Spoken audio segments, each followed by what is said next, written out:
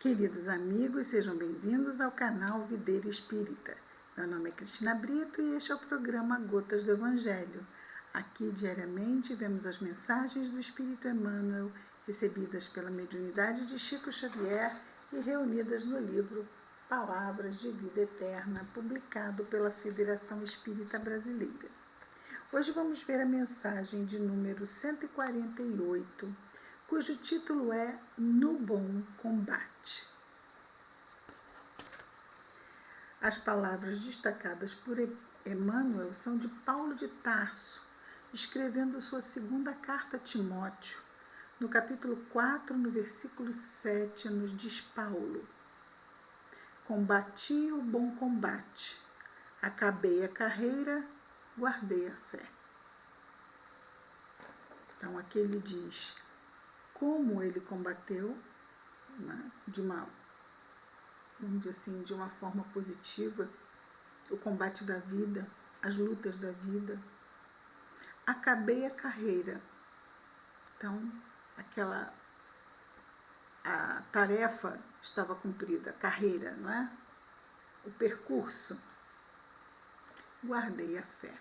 Então, de tudo que ficou, a fé saiu fortalecida. E Emmanuel comenta as palavras de Paulo: combati o bom combate, acabei a carreira, guardei a fé. Da seguinte forma: nas lides da evolução, então nos trabalhos da evolução, há combate e bom combate. No combate, visamos aos inimigos externos, brandimos armas, inventamos ardis, né, formas de vencer. Usamos astúcias, criamos estratégias e, por vezes, saboreamos a derrota de nossos adversários, entre alegrias falsas, ignorando que estejamos dilapidando a nós mesmos. Então, no combate, quando combatemos esses adversários externos, sejam quais forem, todos os golpes desferidos para suplantar, derrotar, acabam atingindo a nós mesmos, a nossa consciência. Por quê? Porque é a forma equivocada de agirmos nesse combate. E aí é que ele vai entrar. Então, o que fazer? Sair do combate e passar ao bom combate. No bom combate, diz o nosso amigo espiritual Emmanuel, dispomos-nos a lutar contra nós próprios, assestando baterias de vigilância em oposição aos sentimentos e qualidades inferiores que nos deprimem a alma. Assestando baterias de vigilância, levantando a nossa vigilância. Vigiai e orai, de Jesus, a fim de não cairdes em tentação, cairmos nesse combate inglório. Há várias formas de cair, não é? Essa é uma. Então, repetindo, no bom combate, dispomos-nos a lutar contra nós próprios, assestando baterias de vigilância em oposição aos sentimentos e qualidades inferiores que nos deprimem a alma. Então, passamos a vigiar fora, o outro? Não, nós. Porque o outro ou alguma situação pode levantar em nós pensamentos, sentimentos negativos e vontade de fazer coisas negativas. Mas se estamos realmente com as nossas baterias de vigilância ligadas, atentas, vamos observar que não, isto é cilada, não quero mais isso para a minha vida. Emmanuel continua: o combate chumba-nos o coração à crosta da terra. Chumbar é prender. A crosta da terra, uma vibração bem baixa, materializada. Ficamos nos nas necessidades do ego, não nas necessidades do espírito imortal. Então, o combate chumba-nos o coração à crosta da terra em aflitivos processos de reajuste na lei de causa e efeito, como falamos antes. Então, no combate, estamos atentos ao externo e muitas vezes agimos de forma impensada, impulsiva, equivocada, e isto vai nos colocar dentro da lei de causa e efeito em efeitos que nos serão pesarosos, não é? Que nos serão desagradáveis. O bom combate, diz Emmanuel, liberta-nos o espírito para a ascensão aos planos superiores. Então, em vez de combatermos fora, vamos combater o mal que ainda existe em nós, a imperfeição que ainda existe em nós, as más tendências que ainda existem em nós. Por isso ele fala sobre a libertação que promovemos para a ascensão aos planos superiores, para nós mesmos, não é? Paulo de Tarso, escrevendo a Timóteo, nos últimos dias da experiência terrestre, por isso ele diz, acabei a carreira, forneceu-nos preciosa definição nesse sentido. Ele, que andara em combate até o encontro pessoal com Cristo, na estrada de Damasco, não é? Passou a viver, a partir desse encontro, no bom combate. Então, até encontrar Jesus, ele combatia. Acreditava ser essa a forma certa de agir. A partir do momento que encontrou Jesus, reviu vamos dizer assim, a sua linha de vida e passou então ao bom combate. Passou a viver no bom combate desde a hora da entrevista com o Mestre. Até o caminho de Damasco estiver em função de louros mundanos, vitórias mundanas. Mundanas no sentido de aqui deste plano material apenas. Estiver em função dos louros mundanos, ávido, sedento de dominações transitórias, mas desde o instante em que Ananias o recolheu enseguecido e transtornado, entrou em subalternidade dolorosa. Quem foi Ananias? Ananias era o homem que Paulo ia prender, quando, ainda Saulo, antes de encontrar Jesus, aquele doutor da lei de Israel, que veio de Jerusalém para prender Ananias e levá-lo, vamos dizer assim, culpabilizando-o pelo terrível crime de ser cristão, de seguir esse homem que havia sido morto, que era, na verdade, um revolucionário, um homem a ser censurado e todos os seus seguidores perseguidos. E ele já havia, então, vitimizado Estevão, o primeiro mártir do cristianismo, e estava indo a Damasco prender Ananias. E quando encontra Jesus na estrada, indo em direção de Damasco, a visão de Jesus o deixa cego. E Jesus diz para que ele entrasse na cidade e procurasse Ananias. Na verdade, ele não disse para procurar Ananias, ele disse para entrar na cidade, que lá ele seria informado do que deveria fazer. Ele entrou na cidade e foi acolhido exatamente por aquele que ele ia buscar e prender, Ananias. E nesse momento, ele é curado e é assim que está o contexto. A partir daí, tudo muda na vida de Paulo. Desde o instante em que Ananias o recolheu enseguecido e transtornado, entrou em subalternidade dolorosa. Bom, na medida ou a partir do momento em que ele se submete a Jesus, Senhor, o que queres que eu faça?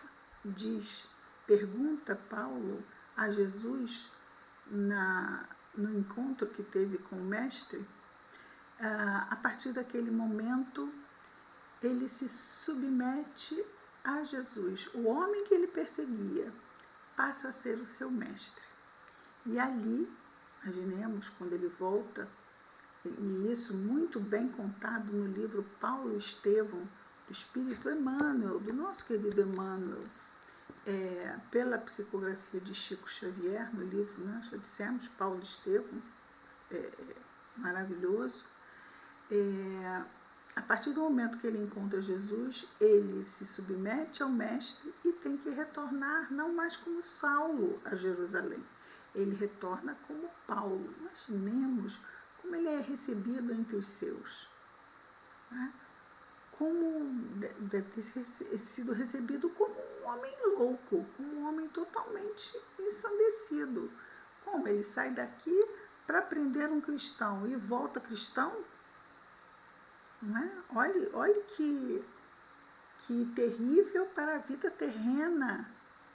Realmente se reinventou, se recriou dentro de um novo norte na sua vida.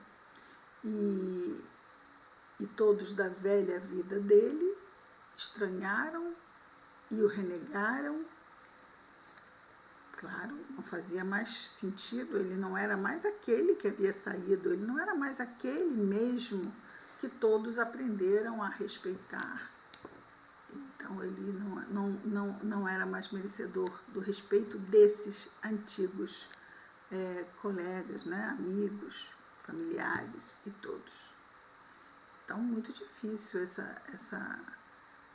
vamos dizer assim, esse enfrentamento de assumirmos um ideal que vai contra ao mundo em que nos inserimos. Então, muitas pessoas, graças a Deus, hoje é lei a liberdade de culto religioso, mas nós sabemos que às vezes dentro das famílias essa liberdade ela não vem sem censura, ela não vem sem remoques e sarcasmos, mas cada um deve seguir a sua consciência, não é? É muito complicado, nós sabemos, mas se é importante para nós, não é o outro que tem que lutar pelo que é importante para nós, não é?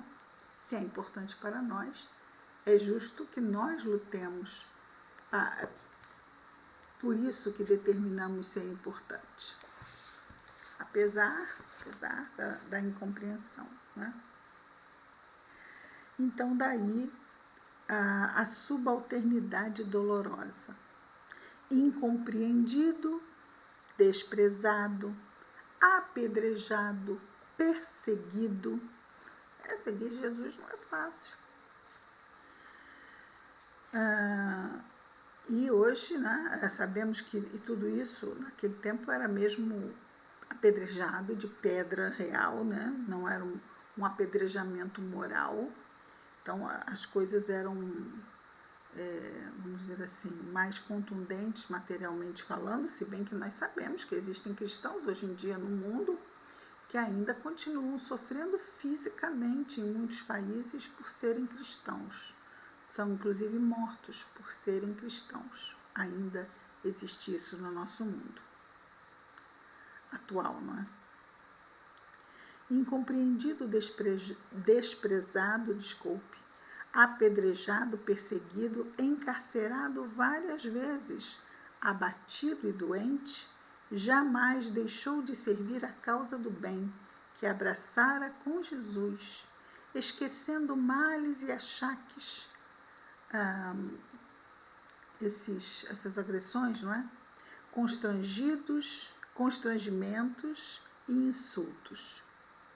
Ao término, porém, da carreira de semeador da verdade, o ex-conselheiro do Sinédrio, aparentemente arrasado e vencido, saiu da terra na condição de verdadeiro triunfador, ou seja, de verdadeiro vitorioso. A vitória moral, como Jesus, que foi crucificado no madeiro, Para os que assistiam, um derrotado numa morte infame. Mas, no entanto, nós sabemos, uma morte gloriosa. E Jesus não tinha do que necessitar para passar por isso, ele mesmo, Espírito puro, mas passou para nos chamar a atenção. Aquela morte infame nos chocou e nos choca até hoje. Isso tudo para nos despertar o espírito desse sono da materialidade. Muitas vezes um sono mesmo, aquele que de manhã a gente sabe que precisa acordar, mas fica como que magnetizado num sono, e assim muitas vezes é a materialidade para nós. Queremos acordar para a realidade do espírito, mas a materialidade nos hipnotiza num sono magnetizado. E os recursos que a providência divina, que Jesus, nosso Mestre, lança a mão para nos ajudar ao despertamento para as realidades do espírito, são inúmeros. Para cada um de nós virá de uma determinada forma, mas podemos, vamos dizer assim, botar o despertador para fora do quarto e continuarmos dormindo, ou, se é o despertador do celular, desligar o celular, continuar dormindo. É uma questão de escolha, mas não uma escolha definitiva, apenas um adiamento. Estamos adiando um despertamento que é inevitável, porque o progresso, ele nos é fatal, é lei. Então, vamos progredir. Adiar é possível, mas depois vem aquele peso ainda para nós, né, de ficarmos, mas puxa vida, eu podia ter feito isso antes. Mas não tem problema, porque sempre é tempo. E se não fizemos antes, é porque não tínhamos condições de fazer antes mesmo. Então, o tempo que fizermos será para nós o tempo certo. No bom combate. Vamos orar?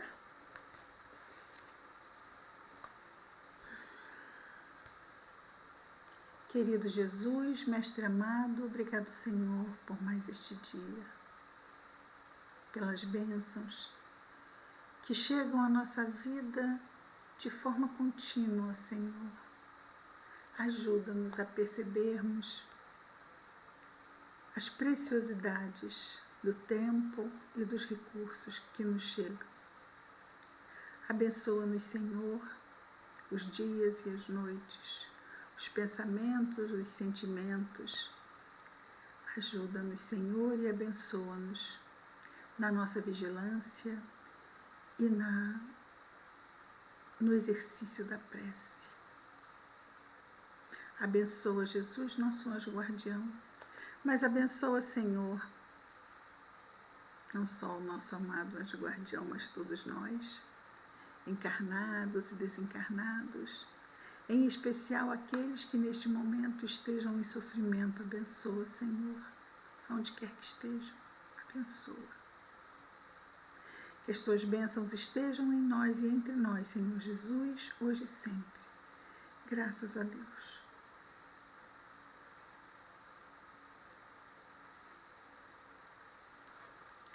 É isso, queridos amigos. Amanhã estaremos de volta com mais um programa Gotas do Evangelho. Que Jesus nos abençoe a todos. Muita paz.